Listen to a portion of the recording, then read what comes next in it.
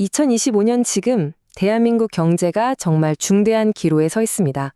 밖에서는 무역전쟁, 지정학적 리스크가 몰아치고 안으로는 오랫동안 쌓여온 취약성이 발목을 잡고 있죠. 여러 위기가 한꺼번에 덮치는 말 그대로 퍼펙트 스톰 상황인데요. 오늘 이 복합적인 위기의 실체를 하나하나 뜯어보고 한국 경제가 어디로 가야 할지 함께 고민해 보겠습니다. 자, 시작부터 분위기가 심상치 않죠? 이건 그냥 언론의 예측이 아닙니다. 우리나라 중앙은행인 한국은행의 공식적인 경고예요. 이 한 문장만 봐도 우리 경제가 얼마나 긴급하고 또 심각한 상황인지 바로 알 수 있습니다. 그럼 이 퍼펙트 스톰을 만든 첫 번째 원인부터 한번 보죠. 바로 한국 경제를 외부에서부터 거세게 흔들고 있는 압력들입니다. 대체 어떤 바람이 이렇게 세게 불어오고 있는지 한번 깊게 파고 들어가 보겠습니다. 자, 이게 지금 가장 발등에 떨어진 불입니다. 바로 관세 시한폭탄이죠. 미국 트럼프 2기 행정부가 우리한테 관세 매기면 니네도 똑같이 매긴다면서 최대 50%의 상호관세 정책을 발표했어요. 당연히 한국의 주력 수출품인 자동차, 반도체에 바로 비상이 걸렸고요. 데드라인은 바로 7월 8일, 관세 유예 기간이 끝나는 날입니다. 정말 시간이 얼마 남지 않았어요. 근데 문제는 이게 다가 아니라는 거죠. 설상가상으로 한국은 지금 두 강대국 사이에 딱 끼어 있는 그런 형국입니다. 한쪽에서는 미국 우선주의를 외치는 우리의 안보동맹 미국이 압박해오고, 다른 한쪽에서는 기술 자립을 선언한 우리의 최대 교역 파트너 중국이 버티고 서 있습니다. 이 거대한 지정학적 압박 속에서 줄타기를 해야 하는 것, 이게 우리 경제의 가장 큰 숙제가 되어버렸습니다.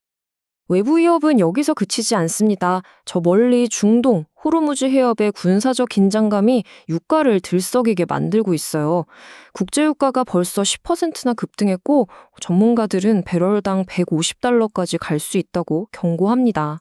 아시다시피 우리나라는 에너지 대부분을 수입하잖아요.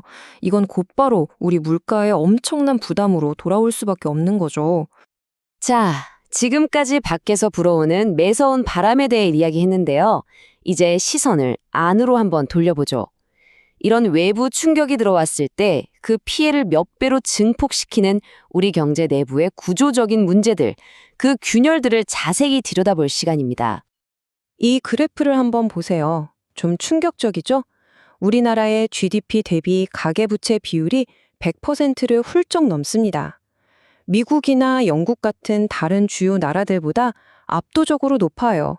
이건 그냥 세계 최고 수준이라고 보시면 됩니다. 이 거대한 빚재산이 우리 경제 전체를 짓누르고 있는 겁니다. 자, 그럼 이 빚이 우리 개개인의 삶에는 어떤 의미일까요? 바로 이 숫자 1.14배가 그 답을 말해줍니다.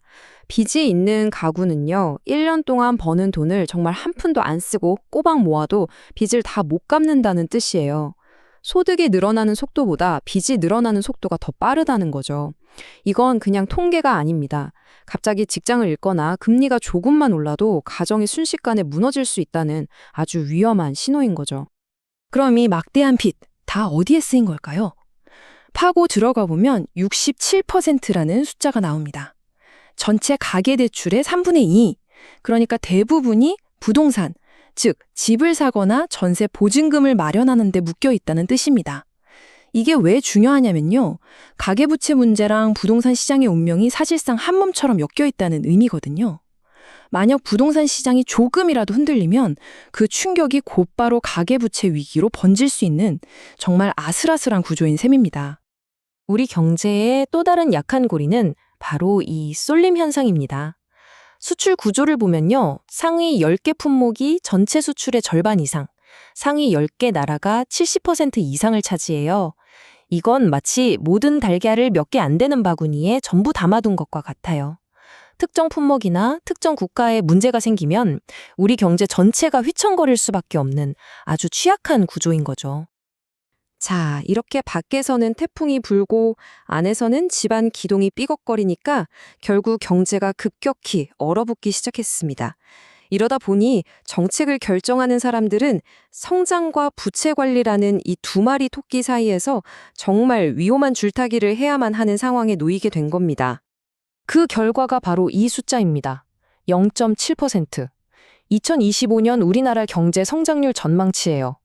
0.7% 성장이라는 건요, 사실상 경제가 거의 멈춰섰다는 얘기나 다름없습니다. 일자리는 안 생기고 월급은 오르지 않고 가게들은 장사가 안 돼서 문을 닫는 그런 차가운 현실을 보여주는 숫자죠. 이렇게 경제가 멈춰서는 비상 상황에서 과연 뭘 할 수 있을까요? 어떤 방법이 있을까요? 이 질문이 바로 중앙은행이 아주 극적인 선택을 하게 된 배경입니다.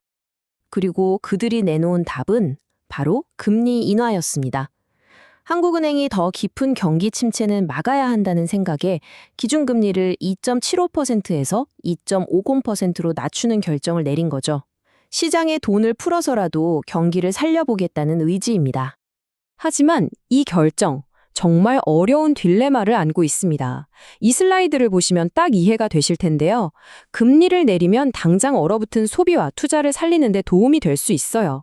하지만 동시에 가뜩이나 심각한 가계부채 폭탄을 더 키우거나 부동산 거품을 다시 부추길 수도 있는 위험이 있죠. 한쪽 문제를 해결하려다가 다른 쪽에 더 큰 문제를 터뜨릴 수 있는 그야말로 은행과의 딜레마에 빠진 겁니다. 자, 그렇다면 이런 폭풍우를 헤쳐나가기 위해 단기적인 처방을 넘어서서 우리는 어떤 장기적인 전략을 고민해야 할까요? 이 위기를 극복하고 더 단단한 경제를 만들기 위한 새로운 나침반을 찾는 여정을 한번 따라가 보시죠. 그리고 이게 바로 그 미래를 위한 청사진입니다. 크게 세 가지 전략인데요. 첫째, 아세안이나 중남미 같은 새로운 시장을 뚫어서 수출을 다변화하고, 둘째, 100조 원 규모의 AI 투자 펀드를 만들어서 미래 먹거리를 확실히 선점하며, 셋째, 미국과 중국 사이에서 어느 한쪽에 치우치지 않는 전략적 균형자로서 실용적인 외교를 펼치는 겁니다. 한마디로 구조적인 약점을 정면으로 돌파하겠다는 계획인 거죠. 결국 마지막 질문은 이것 하나로 모아집니다. 이 새로운 경제 나침반은 과연 대한민국이라는 배를 이 거대한 폭풍우 속에서 안전한 항구로 이끌 수 있을까요?